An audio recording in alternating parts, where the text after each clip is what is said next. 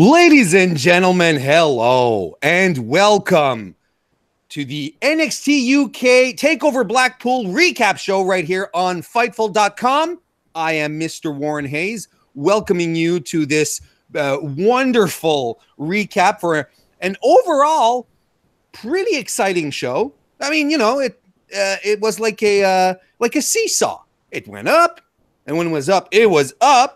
And then it sort of teetered, and when it teetered, well, you know, there's sometimes you like it when it comes down because it goes back up again. Anyway, I may be doing a bit too much editorializing right now. Guys, if this is your first time heading over here on Fightful.com, we've got Fightful.com is your, it has to be, or it will become your destination for all wrestling, MMA, boxing news. Like right now, there's some great stuff up there. There's Joe Hulbert, who wrote a fantastic article on Chris Jericho's very unique and unrivaled legacy in wrestling. We have lots of news about the NXT UK leading up to the event. Reports about the opening of the UK Performance Center. Zach Gibson saying that you know, Takeover Blackpool is essentially their WrestleMania 1. There's even an article about Rodsey, the announcer, saying, you know, that he's not close to the idea about getting into the ring. So that's interesting. Go check that out. It's all on Fightful.com. And then, of course, you can go check out FightfulSelect.com, which is the premium service. It's a subscription service where you get even more content than what is already up there on Fightful.com. You get you get the Fightful Weekly, which is done by Sean Ross Sapp, managing editor, where he talks about all the news, drops some backstage knowledge as well. You have Steven Jensen with The Weekender. I do a weekly 205 Live NXT UK recap show. I do retro pay-per-view reviews with Sean Ross Sapp as well. The Royal Rumble's coming up. We're in Royal Rumble season, aren't we? Well, we have Royal Rumble 1998 up there for you. So why don't you go check that out? FightfulSelect.com. Thank you very much for joining us today. If you're coming in live, folks, if you are live, do us a favor. Give us a thumbs up. Tweet out the link. Share it with your friends, your countrymen, countrywomen. Just that's the best way right now that you can support Fightful. It's a very, very small gesture, but it means a lot. It does mean a lot. Just like it means a lot to have a co-host with me today, a guest, a chum, a comrade. Who is none other than Kristen Ashley, a Fightful contributor, editor-in-chief over at Diva. Kristen, how you doing? I'm doing well. How are you?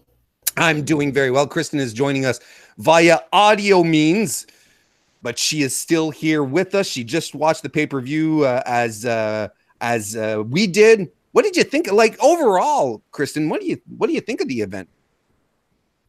I mean, I try not to be biased because it's not fair to compare them to all the other takeovers.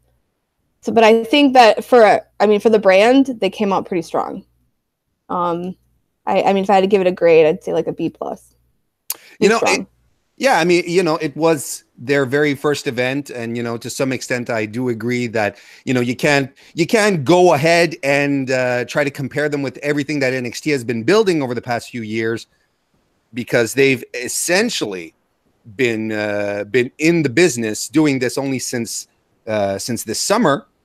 I mean, when you think about it, and you know, even at the start of the show, they recapped the history of the UK division as far as WWE goes. Started off on January 14th, 2017. They had the first UK tournament, and Tyler Bate was crowned as the man. Then head over to NXT TakeOver Chicago, where Pete Dunne defeated Tyler Bate and has not lost the title since. That was a hell of a match as well. Made a lot of end-of-year compilations as well. And these are, you know, and especially after watching the entire show today, you know, Dunne and Bate are two guys who really have carried the show, have carried the brand on their shoulders. You know, one would say it'd be simple to say that Pete Dunne has borne the better part of that of the branding, but Tyler Bate, man, he's been something else, wouldn't you say? Well, yeah. I mean, honestly, before they started the tapings, when I thought of the UK, I mean, I thought of Pete Dunne and Tyler Bate. I mean, they're all over the place. They're really the faces of the show, really. Yeah, absolutely. And going into this pay-per-view, a lot of people were saying, oh, there's no buzz. There's no buzz to the division. There's nothing going on. We're not hearing anything really about it. And depending on who you talk to, excuse me, the card either just the card on paper either underwhelmed or people got excited. But it's hard not to say, especially since they've built such a tape library of matches since they started taping last summer, in summer 2018. There's been so many matches they've been sitting on that they had to try and just get out there into the world. It was kind of difficult, to really build a buzz and react to market forces, I guess, in a certain way. If people aren't liking something, it's hard for you to turn around and say, well, we're going to do this week if you have 3 months of stuff already taped, right? What do you think about the buzz or the level of excitement or lack thereof regarding this show and the brand? I mean, in order to get any buzz and excitement, you have to watch the shows. And I think a lot of fans didn't feel the need to watch the shows, because all the spoilers are already out there. Mm-hmm. Websites are posting all the spoilers, so why even watch it? And B, because, there's just this big lapse of time. So, what might be like 100-day reign is more like 40 days and it just has this weird, time continuum problem where we're not sure where we're at in any of these storylines. And so it's hard, for me personally, I felt most of the card, there wasn't a lot of build to the storylines, but that's because there is such a huge gap. And so, then people didn't really feel the need to watch the show, and you kind of have to watch the show to feel any sort of hype for it. Yeah. And that you're absolutely right. And, especially, when you talk about sitting on stuff, I think officially, Rhea Ripley won the title in late October, right? Mm-hmm. Officially when it was aired, but she had been sitting on the belt for weeks before that. Right. So it was something like 100 some odd days, but in kayfabe time, it was weird. It was only really 40. Yeah, kayfabe, you said, right? Okay. Yes, yep. It was only 40 some odd days. It was a really short reign. Messes with your head. Yeah, it does. And they start, and I covered this every week. I cover NXT UK every week for Fightful Select. Watching 2 hours of it every week sort of took away a bit of the buildup, because you could tell in the programming structure that they had, it was never meant to be shows put back to back. You were supposed to have a week breather between each of them, and kind of felt rushed at some point. Didn't know exactly, how things were going to turn out either. Anyway, on one end, we want to sit here and talk about, there was no buzz or so on and so forth. But then, NXT, NXT, once they dumped the game show aspect of it, it didn't start sprouting magic the minute they put it together as well, right? It took some time. Yeah, well, and it's also a whole different. I mean, UK wrestling it's huge. It's where it's at, but it also has its own following. So who might normally be watching the main rosters and NXT may not be watching UK wrestling. So there's also that aspect that maybe they don't recognize the names as much as easily. That's right. Such as Zach Gibson, for instance. And let's get right into it. Let's start talking about the matches. Let's start this off the way they started it off, with the finals of the NXT Tag Title Tournament. Mustache Mountain versus the grizzled young veterans Zach Gibson and James Drake. I like that the British Strong Style Boys came out with an homage to the British Bulldogs in their tights with the flags as well. That was neat.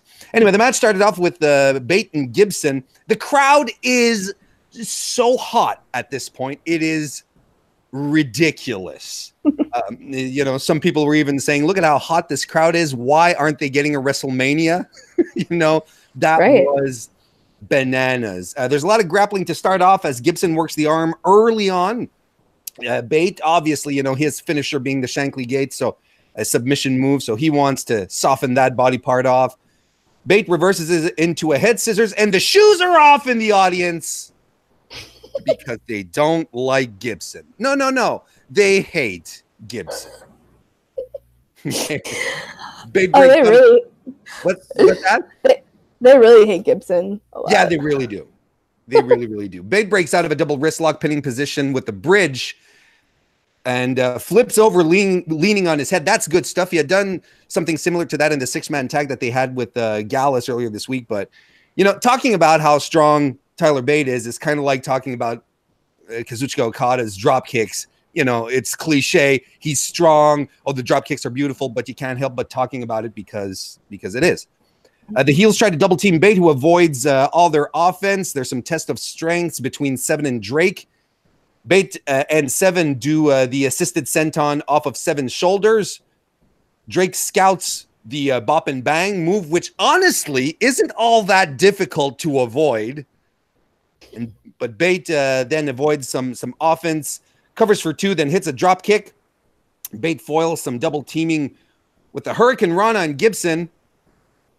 Then Seven comes in, gets a running crossbody press on Gibson, and covers him. Only gets 2 again.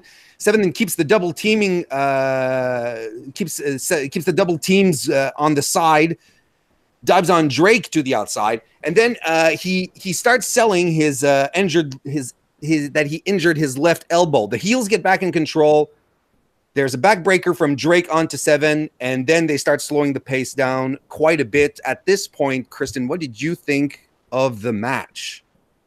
I was honestly surprised they started off with a tag team match, just because I know how much heat Gibson gets and how much love Mustache Mountain gets. So, like, to see the crowd just going wild, it doesn't surprise me. And it felt like starting a pay-per-view with, like, the title match. It just felt like they were starting it really hot. I think it was a really good pace. Like, had a good pace to it. It was really physical, that's for sure. Gibson kind of surprised me. I kind of feel like Gibson in that pair is the one with all the personality. I don't really know much about Drake.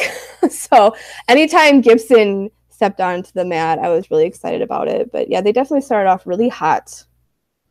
Gibson was, you know, he's an accomplished heel and a great singles competitor. You know, he did win the UK tournament this year. A lot of people thought that he was, you know, really being positioned to be a top heel. So it's kind of interesting that he was put into the tag team division, you know. But then again, what else would you have him do at this point if they're building other guys to challenge Dunn?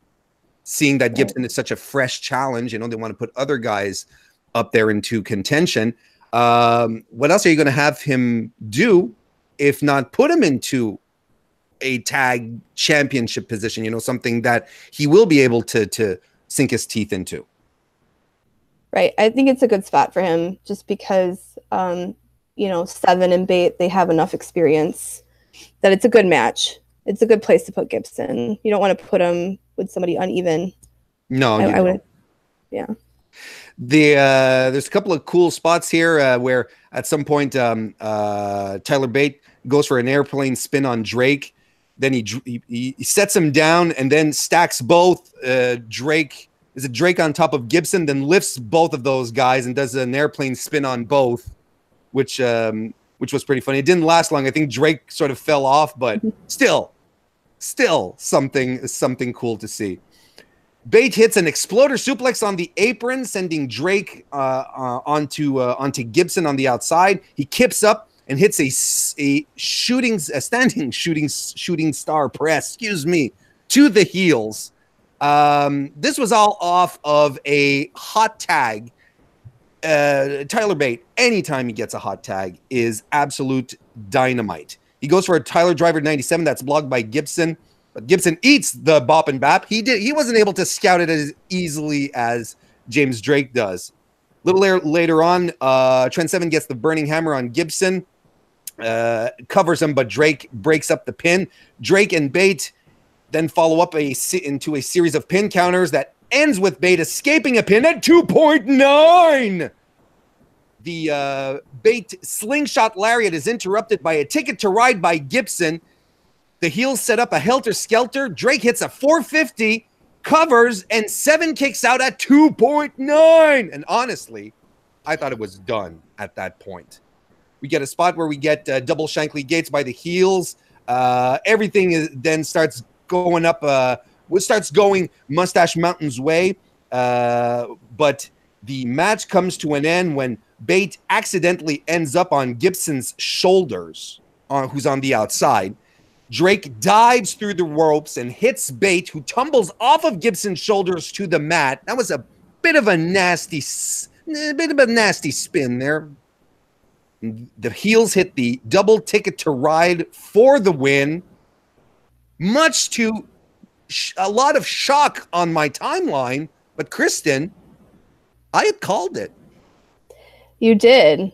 I did not call it. I thought, how can two men so handsome as Mustache Mountain, they're so handsome with their mustaches and their coiffs, how can they possibly lose? And like, don't get me wrong, I love Gibson. In fact, I was talking about on Twitter a few weeks back, there was an episode where Gibson was taking Drake to all of Liverpool's like their big spots in the city, and then their landmarks and stuff like that. Yeah.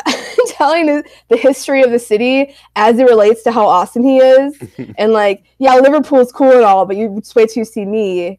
And I thought that was so brilliant. Like, what a cool way to get heat from an entire city. Like, this is cool and everything, but just wait till you get a load of me. And like, so I'm actually, I'm bummed. I kind of wanted Mustache Mountain to win, but I'm excited to see like where Gibson takes it now. Yeah. Like they can't really, they can't pick up their shoes at him anymore, right? I mean, they probably still will, but. Oh, they will. They definitely will. They'll take their shoes off. They'll stand up. They'll do it all. I really think the right team won here. Mustache Mountain didn't need the titles. They didn't need to win the titles. They are the most overact in NXT UK. And when I say they, I mean the British strong style guys. There's no one else on the card on the roster who gets an equal reaction that they do as they do. But I really think that Gibson and Drake are the best guys to have put the titles on. I think that if Mustache Mountain wants to give them a chase, Mustache Mountain will be much more compelling as the chasers, as opposed to the chasees. You know what I mean? Yeah. Because Mustache Mountain they're essentially bulletproof. I think outside of starting kicking puppies in the ring, there's not much they'd be able to do that would reduce their heat. No, they're so likable. And I don't usually fall for the incredibly likable ones, but they're so likable. I can't help it. even if Tyler Bate starts walking around with a floral shirt like we saw all day yesterday. Did you see those pictures of him with the floral shirt? He can't do anything wrong. Right? It takes a certain amount of man to be able to pull off that kind of floral shirt. I'll just say that. With all that facial hair, it just, Anyway, it's good. Okay. Yeah, I get it. Maybe it distracts from the floral patterns. But no, this was really good. I liked it. The crowd was dynamite for this. Absolutely dynamite. And the question was, will the audience remain dynamite for the next match? Because they followed up with Travis Banks versus Jordan Devlin. Jordan Devlin, as I like to talk about whenever I get a chance, if 2018 was anything for me, it was the year that I discovered and became a fan of Jordan Devlin. So I was really looking forward to this match with Travis Banks. We saw a clip earlier in the day of Devlin attacking Travis Banks as he arrived in the lobby of the Empress Ballroom. Now that's just poor security right there. That's a lawsuit. That's liability right there. So that leads us into the match where Banks attacks Devlin before the bell rings, but Devlin easily gets in control, starts working the injured knee because Banks, during the clip where he was attacked, was favoring the knee. Devlin just comes out and he stomps the hell out of the knee against the steel steps, and we have officials coming out. Sid Scala is there in his best intern suit, trying to check on Banks, and the officials carry him to the back, and we're not getting a match. The match never started. So Devlin gets into the ring, calls himself the greatest Irish wrestler alive, and if that's not telegraphing what's about to happen next, I don't know what is. Scala and Saint come out and they say, you know, Jordan, we had a feeling you were going to pull off something like this, so we have a plan B. Now, up until this point, I was a little bummed, Kristen. I don't know how familiar you are with the work of Travis Banks, but up until this point, I'm kind of disappointed because this was the match I was most looking forward to. Yes, because Jordan Devlin was in it, but Banks has a great work rate as well. And I was really looking forward to these guys locking up. Well, yeah, I'll be honest. So I'm sick, and so I was like, I'm gonna get some soup, and this was gonna be my match to make the soup because I know that you are a Devlin fanboy. So I thought, if anything, if I missed it, I'll just tell him, you just talk. So I'm gonna go get soup. But then when I see that Banks is out and Sid and Johnny are there, it's like, okay, so what's going to happen? Because this is pretty, when this happens at a pay-per-view, someone's about to come out. So I'm just I stopped dead right in front of my TV. Was like waiting for it. Come on. Yeah. What happens next kind of thing. Yeah, exactly. Yeah. Just before we move on, interesting to see at this point, we saw Johnny Saint twice. We saw him with the belts, with the NXT UK Tag Team titles at first. At the end of the match, congratulating the champions, and then here again. And despite being in 3 separate segments, they didn't let him speak once. For those of you who watch my Fightful Select NXT UK recap, you know that I've started a countdown of the number of words Johnny Saint says during an episode. And as it stands right now, we're at as of January 7 or what? No, 10. As of January 10, he's spoken 6 words. So we'll see.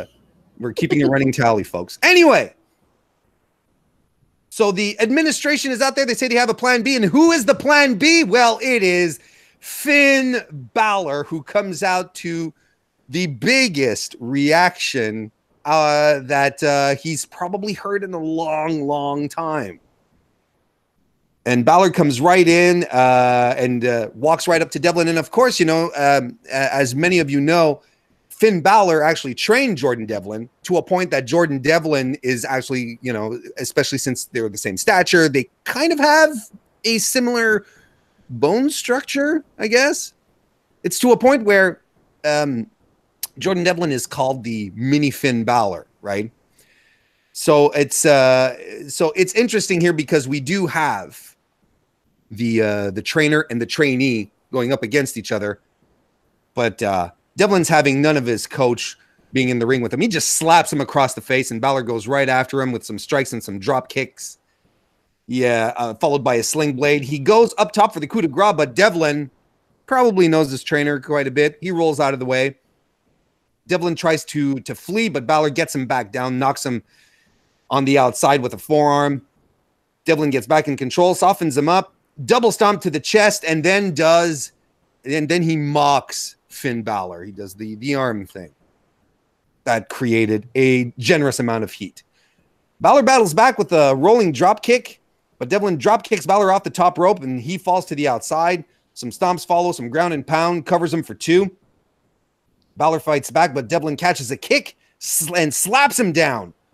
The Uranagi by Devlin is followed up by his standing shooting star press, which is a part of his typical arsenal. Covers him, but only gets 2, and he puts Finn Balor in an abdominal chest.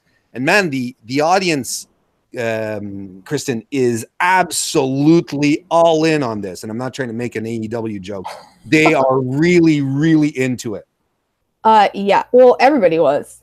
I mean, I wrote in all caps for like that whole entire match because I was just so hyped. Everybody was hyped. Finn Balor began to trend. I mean, that was something, right?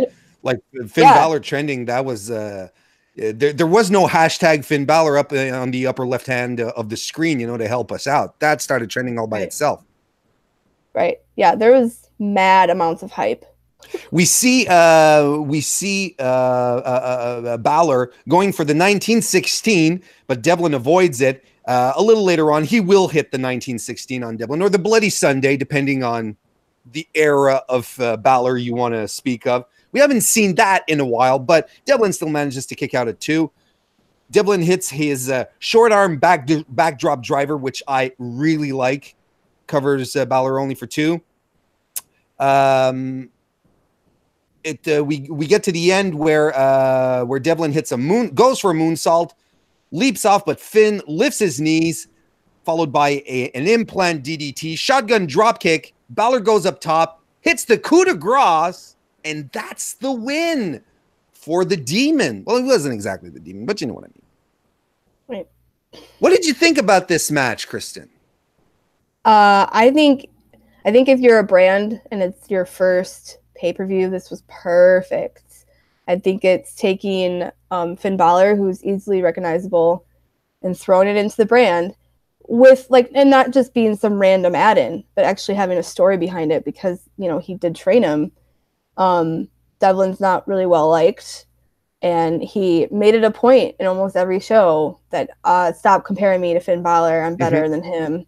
So, I mean, I should have seen it coming, but I didn't, especially since Finn was there for the opening of the UK Performance Center. So, I mean, he was there, and I probably should have seen it coming, but I didn't put those. We probably should have all seen it coming, yeah. Yeah, how come we didn't know?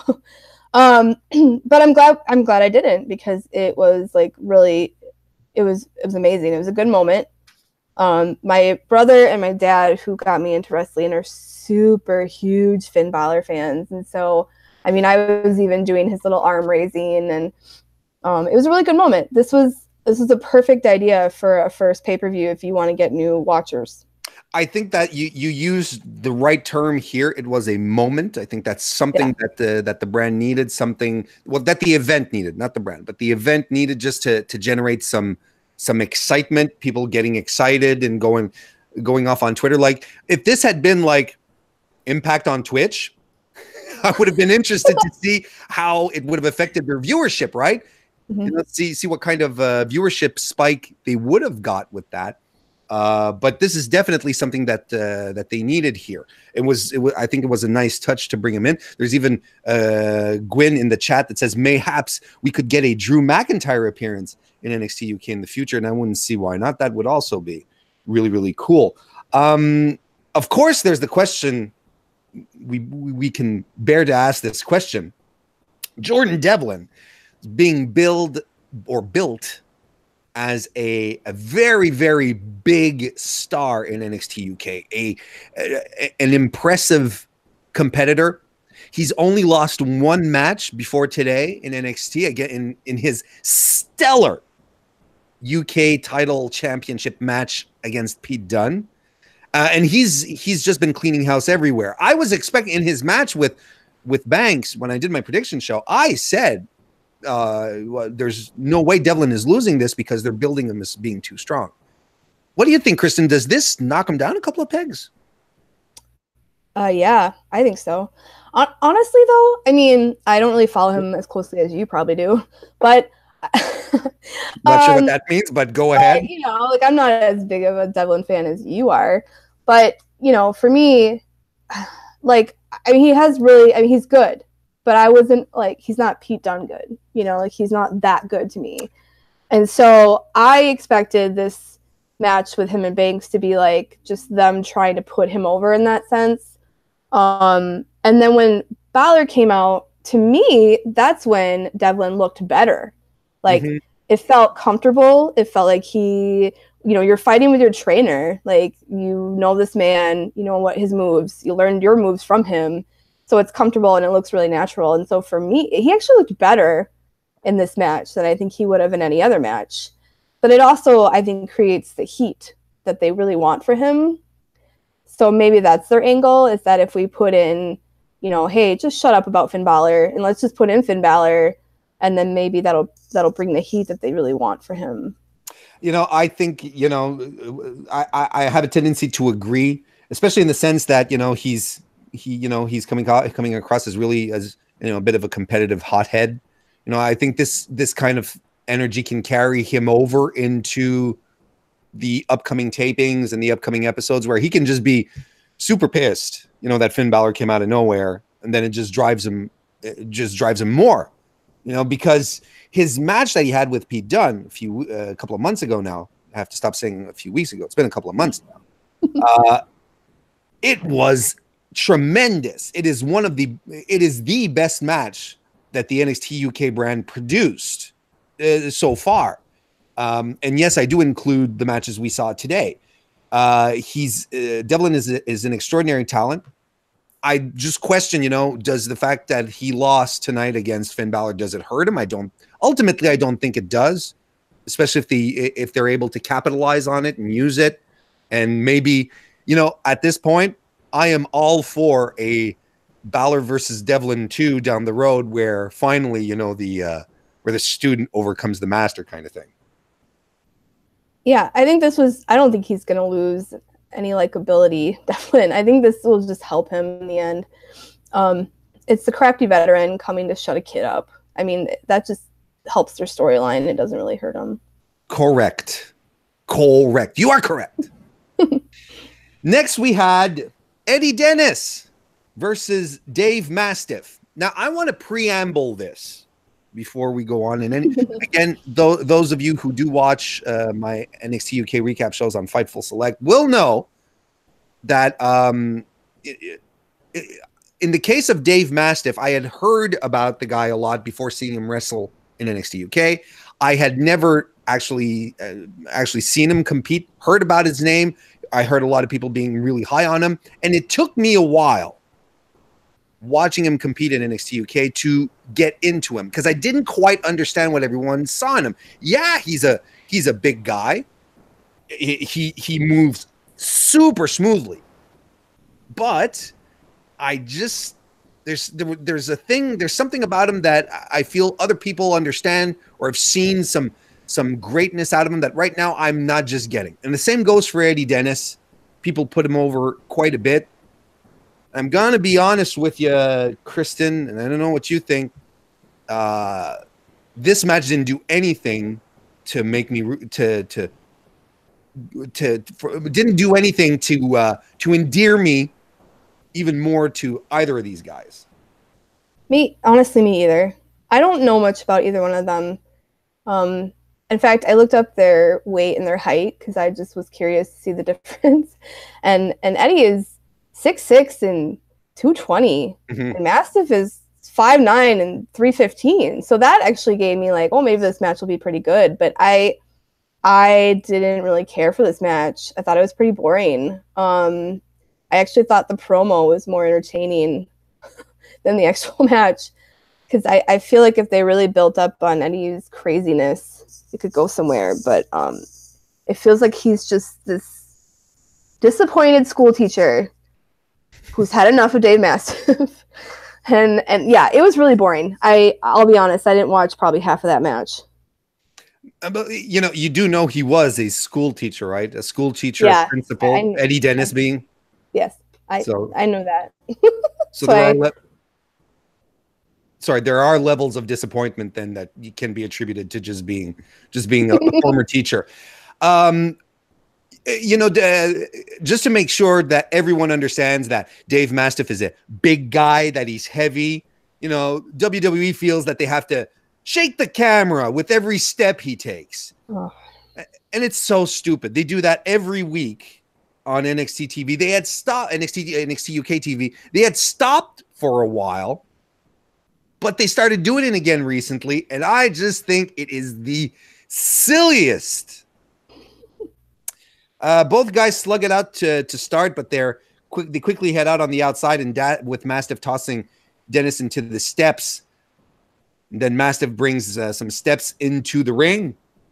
Dennis gets his hands on a kendo stick. He starts wailing on Mastiff, and he pulls the mat off as well, exposing the floor. And this all happens within, I'd say, the first 3 to 4 minutes. This escalated quickly, but maybe not well. You know what I mean? Yeah, no, this match, I don't know how long it was, but it felt extremely short. It was the shortest of the card, yeah. Yeah, it wasn't paced very well at all. Not at all. It feels like they were setting things up for a 20-minute match, but had to get they wanted to get all their spots in really quickly. Right. There was Dennis hits a Russian leg sweep as he choked Mastiff across the throat with it. I thought that looked really good.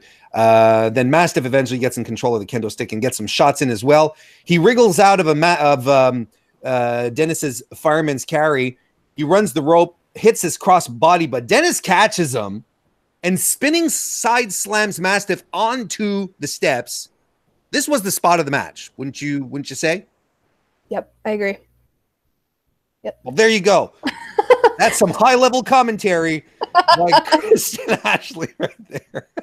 But I'm glad. It's pretty rare I agree with Warren, so I have to just take it when it comes. I was about to say that. Yes, I just wanted to get a shot in. Dennis, they're on the outside. Dennis gets a chair, but Dennis goes to the outside, gets a chair, but Finley hits a Finley roll. Not Finley. Mastiff hits a Finley roll. There we go.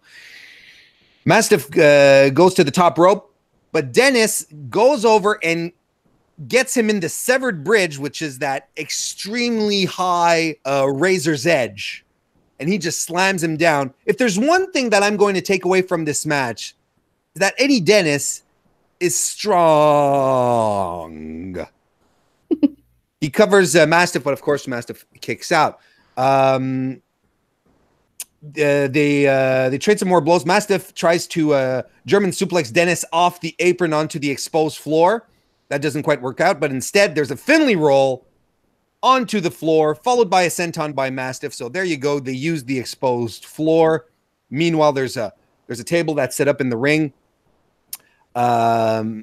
Mastiff hits a springboard splash on Dennis. Dennis comes back and hits his neck stomp driver, which is his finishing move, but Mastiff kicks out.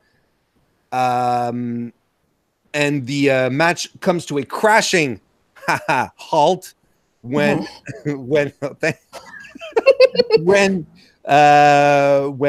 Mastiff hits his rolling cannonball onto Dennis through the table that was set up in the corner, covers him, and that's a win for Dave Mastiff, who remains undefeated in NXT UK. But this match was should we call it a cool down match, Kristen? Is this what this was? Yeah, this was, if you're gonna have a 5-card match, this is your third card. I mean, this is your third match. Like it was so short feeling, and there were some brutal spots. I mean, there were some, but it didn't feel like a no DQ match. They weren't that brutal. It wasn't very entertaining. And like you hit the nail on the head. I don't have any emotional investment in either one of these characters. They're entertaining in their own right, but I don't really care who wins. But you had touched on this before, and this is what's interesting, it's that the Dennis Mastiff match is actually one of the matches, or one of the confrontations that had the better amount of buildup on the entire card. Maybe just under Joe Coffey and Pete Dunne. The tag teams, they were in a tournament, and Rhea Ripley and Toni Storm is its own thing that's been going on for a while. And but this one, they actually you know, they had them do promos, they had them do run-ins on each other. It had been brewing for a while, and they had a match about a month ago on NXT UK TV, which was much better than this. And it was not a no DQ. So if you guys want to see these two guys go at it in a much more interesting situation, it's not a match that's going to blow you away by any means, but it's a lot better than what we saw here. But you know, you've mentioned this a couple of times, Kristen, talking about when we talk about the build-up to the matches. Did you feel that? Do you feel that the card was properly built up storyline wise? Some were not. This is where we disagreed, me and Warren. I feel like the women's match was the most build for me, and I'm a little biased. Don't make that face. I'm a little biased. So, you know, of course I'm paying more attention to the women's matches because that's my job. So that's probably why. But there's also like real world stuff happening. Rhea Ripley is a presence on Twitter. You know, they had the Mae Young Classic. They had other parts to their story. So it felt like the longevity it was a good build. You know, Mastiff and Dennis, their promos were really, really well done. But I still didn't feel any emotional connection to either one of them. You know, it's hard not to get invested into Pete Dunne. I don't really care for Joe Coffey. I don't care for Gallus for that matter. But, you know, I felt like it was really uneven, that there wasn't a lot of build on some of these. Yeah, I don't know. I think the women's had the best builds, but that's because I'm a women's wrestler editor.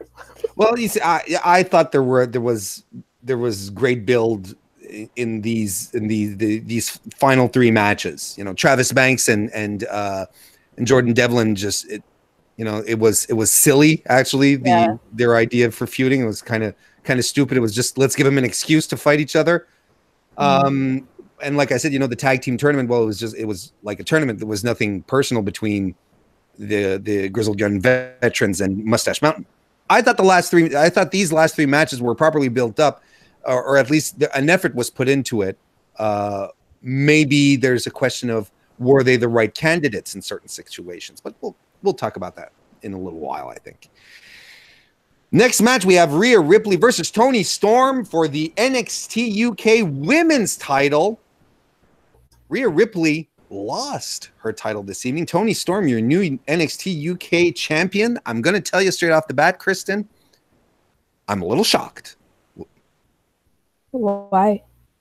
I really, really thought that Rhea Ripley was going to hang on to it a little longer, because I feel like she would have, I think it would have benefited everyone for her to continue establishing herself as the terror of the division. You know, there are some wrestlers who are just made to be chased, you know? Mm-hmm. Rhea Ripley is someone that you have to overcome. She's not just like the champ. She's someone that you have to manage to overcome to win. It's not just to get to your objective, to win the title. It's not just, I'll fight her and I'll pin her. No. There's something much larger about her, something bigger than just being the champ. I really thought they were going to stretch this out a little longer, have Toni Storm chase a little more, maybe lead us into a couple of more weeks of them feuding. Yeah. Okay, Rhea Ripley is probably the only women's wrestler that like genuinely frightens me. Like, she is legitimately scary. She's scary. And not just like in the ring, but the promos. Oh man, she, like, you can feel like this like seething hatred coming off of her, and I love it. It's so brutal. And they kept showing her previous fight with Toni Storm where she got knocked on the back, and then she kept hitting her back, and she did not care. And you just cringe when you watch that, because it's just, you feel like, oh, she's so vicious. And we were missing that Rhea. Like, I was so excited just to see this like huge match, this very physical match, because I know both women can do it. They both have. And it felt instead like, oh, Toni needs to get that push, and she's the underdog, and we need to give her this title, and so we're gonna just dial it back a bit. And it really, honestly, I was pretty disappointed by this match. I'm not gonna lie. Well, there's Rhea Ripley early on in the match gets control of Toni Storm, who where she uses her strength to really keep Storm down. Storm is in she's a bit in I'll do everything it takes mode to win, but you can tell that the story they're trying to tell here is that Ripley's just too strong. She goes for a stalling vertical suplex by Rhea Ripley covers her for 2, and then hits some double scoops slams on Storm as well. She's really pulling out the power moves. Ripley runs the ropes but eats a headbutt by Storm, and they slug it out, much to the delight of the crowd, and that was really, really nice. Storm then hits 2 rolling German suplexes, goes for a third, but Ripley counters the last. Eventually, Toni Storm battles back and goes for the Storm Zero that is countered by Ripley, who goes for the Riptide, but Toni Storm body presses her down to the mat and into a pinning combination. But again, Ripley kicks out. Another Storm Zero attempt is countered, and they roll into a series of pins that leads into the standing cloverleaf by Ripley, which I really like because Ripley is so tall and most of her competition is much shorter. So it's really impressive to see, her holding her competition. In this case, Toni Storm, and Toni Storm is, holding on to like really the tips of her fingers onto the mat. It's a good, it's a good visual. I like it. Rhea Ripley eventually connects with the Riptide, but Storm kicks out of it. She is the first person to have kicked out of a Riptide since NXT UK began. There's a short arm clothesline by Rhea. She's still holding on to the wrist. She hits a second. You want to call them short arm clotheslines or rainmakers, whatever you prefer. The third is reversed into a headbutt by Storm, who hits the Storm Zero, covers Ripley, who kicks out at 2.9. She goes for the Riptide. Ripley does, but is countered into the final Storm Zero of the match, and that is that. What's next for the women's division, my dear Kristen? What do you think is coming up next? I don't know. I hope they get some depth, because right now, besides Dawn, and occasionally you'll get a Ginny spot and a Brookside spot, this is it. I mean, we don't have any depth in our women's division for NXT UK. I feel like they're using a lot of local UK talent, and they're not utilizing them properly. There's actually an article we wrote for Diva Dirt, one of my writers, who talked about Charlie Morgan kind of being the unfortunate victim of the Toni Storm push, that she got the one match, and then that was it. And so like I said, this kind of disappointed me. There was a few spots that were pretty good. I like the headbutts because those look pretty brutal. I feel like these are the 2 best finishers in women's divisions, like almost ever. I really like these finishers. I like Storm Zero, and I like Riptide. And for as brutal as they are, I don't feel like we got the match that we deserved. And I just kind of hope now that we get some more heels. I hope Ginny gets a little bit of a push. She's an amazing heel. I hope we get more depth. I want to see Nina Samuels more. Kaylee Ray and Jazzy were in the audience. I don't know if that's a hint. I would love to see Alpha Female. Oh my gosh, Alpha Female and Rhea Ripley. Could you imagine? Like that'd be awesome. That would be it'd be extremely physical at the very least. I'm kind of even thinking, why not extend the Millie McKenzie Pete Dunne friendship, right? and it'd give Millie a nice substantial push as well, because that's a lot of fun when they did that earlier over the past few months. So but yeah, I kind of see, I feel that there's a lot of depth, but they're not putting the women properly to the forefront, and I was talking again with this about this on my prediction show, or at least Laura, who was my guest, was talking about it. WWE has this incapacity, it seems, to book more than one women's storyline at a time, right? On whatever brand, and it's always about the title. So I feel that's what we had. We had a couple of women's showcase matches, Nina Samuels, Ginny, Isla Dawn when Isla Dawn had her proper feud, it was a proper feud with Rhea Ripley. But now she's sliding into a feud with Ginny. We'll see what happens. But, I think the depth is there. I just don't think they're using their women properly. But I don't want to take the last word. What do you think? No, you're right. They kind of had something sort of starting with Deanna in there. I think she would be really good. Which was fantastic. One of the better women's matches that they had on NXT UK to date. That was fantastic. I just hope they don't go, like, sometimes WWE, like right now, right? Like SmackDown has multiple women's storylines, but one of them is I'm trying to steal your husband. So which, oh my God, I can't even tell you how many times I sigh in the 2 hours that SmackDown is. So I'm hoping that they just keep it clean like they have been, because the storyline has been pretty clean. It's just, I don't like you and you can't beat me, and then that's it.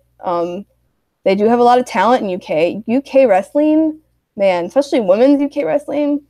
That's where it's at. And Laura right now is at a Pro Wrestling Eve show, and they have some women on those rosters that are phenomenal. They do things that I would never dream of doing. So I just hope that they utilize the talent they have properly. Main event time is Pete Dunne versus Joe Coffey. And at this point, I kind of realized how the momentum in the audience has changed so much since the Dennis and Mastiff fight. The audience is not as dynamite as they were when during the first two matches of the evening. So we built into this match. WWE NXT wanted to build Joe Coffey into this serious threat for Peter Dunne. How do you feel about Joe Coffey being the first legitimate threat to Pete Dunne's championship? So Gallus as a group is pretty intimidating. I mean, they're big boys. That's true. I think physically they have the power. Joe Coffey seems like he's coming out of nowhere, but he just spent like 6 or 7 years at Insane Championship Wrestling, where he was reigning over there. So I mean, he's got a lot of experience. He's not really coming out of nowhere, but it feels like it. To be completely honest, this will sound terrible, but the one thing that really just flips me with Joe Coffey is that I can't understand what he's saying half the time. He's got his accent is so thick. It's so thick. And I have to go back and go, okay, no, he wasn't saying better. He was saying bitter. Okay. And then like that kind of like, that's terrible to say, but it does sort of pause on, it makes me pause a little bit. There's some people who pointed out that he looks sloppy. He does. He's not as tight as Pete Dunne.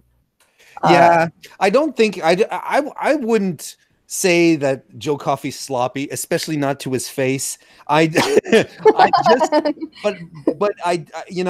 that when you do compare him and you put him into the ring with a guy like Pete Dunne, who is so terribly, terribly crisp and precise in everything he does, I think then you expose certain non-strengths, let's call them that way, because I'm terrified Joe Coffey's going to hunt me down. I'm sure he's going to come looking right for you.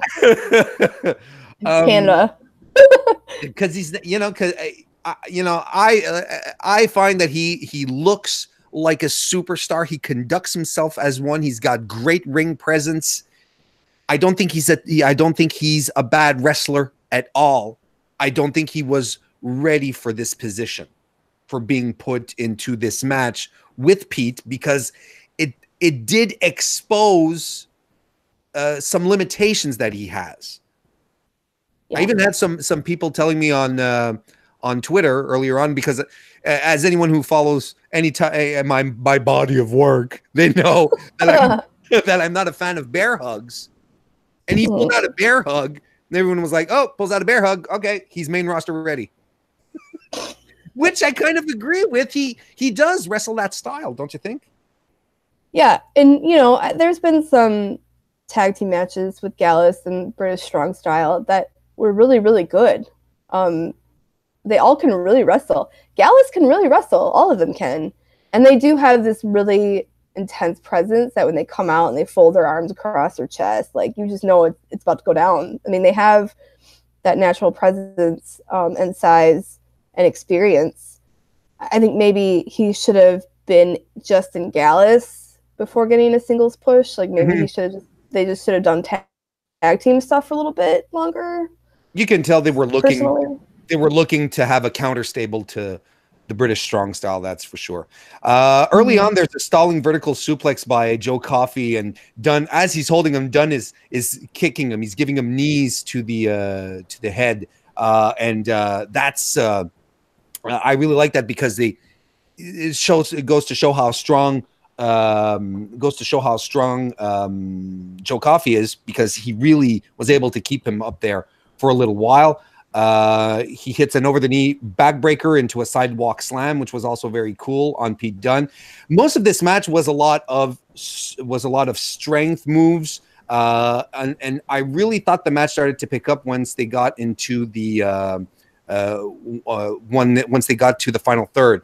When to me it really started to pick up when they're both on the apron, Joe and Pete. Joe rams Pete into the post and then hits a jackknife powerbomb on the apron. They roll back into the ring, and then Pete Dunne has these eyes of doubt. Dunne battles back with some short arm stomps to the head, kind of like what Daniel Bryan has been doing recently. But like he's been laying in, he laid in with those feet to the head. It was really, really vicious. He eats a pop-up European uppercut though by Joe Coffey. And Zaguri follows, but then Dunn eats a right by Coffey. The all the best for the bells connects, and he covers Pete Dunne for 2.99999. That was razor thin.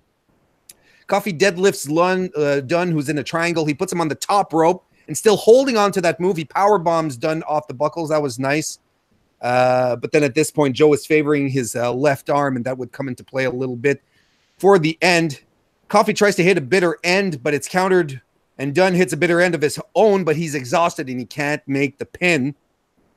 Coffey hits the all the best for the bells on the apron to Dunn, who's in the, and Dunn Coffey's on the apron, and Dunn is inside the ring. They end up on the top rope. Coffey is trying to do something with Dunn, and then they fall off, right? And I'm not supposed. I don't think that was supposed to happen, Kristen. It just because they get back into the ring, they do a couple of moves, and then they go back to the move. I'm not. I think someone messed up. Yeah, I do too. In fact, when I was taking notes during it, I put on there like both on top rope looks like a fluke ? And then you could kind of hear the ref doing some audibles. He was saying some stuff. Doesn't look like it was meant to be. And when Coffey fell off the first time, Pete Dunne went up to him and clearly, they were talking about something. So, but it all comes to the end when Dunne hits his own all the best for the bells, the bitter end. But that's not enough to put Joe Coffey away. So Joe just rolls him over, snaps his fingers, and that's that. Pete Dunne retains. Good move, bad move. Good. I think it's good. I don't think you take it away from your face of your brand on your first pay-per-view. Yeah, I don't think so.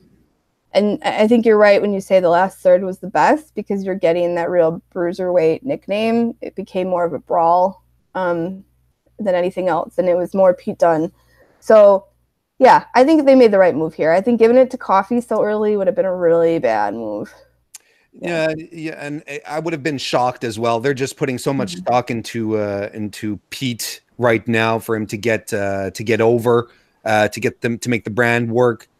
And this, and it was especially the good move seeing how the match turned out, where Coffey still has a bit of a ways to go before he can hang up on that level again. I think. Yeah, I mean, there was no way at this point that Pete Dunne was going to. And it's funny because there was a lot of people, again, on Twitter saying, oh, well, it's about time for this reign to end, so on and so forth. But no, it's too early. Yeah. So overall, I think it was an uneven pay-per-view, but, you know, I enjoyed it. Maybe the reason why a lot of people feel disappointed of it because of it is because the name Takeover is attached to it. What do you think? Yeah, and I don't think you can really compare them because they're not the same.